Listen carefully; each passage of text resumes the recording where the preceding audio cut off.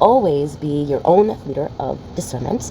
If you're hearing information, make sure you know your source. Make sure that you do your research. And if something isn't ringing right, you can always look for another source. Link up with a spiritual teacher that you can trust and get your information from them. Get your certain frequencies, get your manifesting secrets. Apparently, there's information being pushed out there that goes against what is correct to instill fear in you. New devil, we have all definitely leveled up.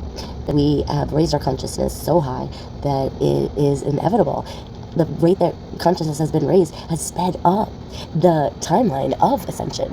So just make sure you know your source. Make sure that you link up with a spiritual teacher. You're welcome to join my group, my Vibe Tribe. My name is Susan. I am a spiritual teacher. I'd be happy to give you any advice that I can. I'd be glad if you joined the Vibe Tribe. We do a virtual group.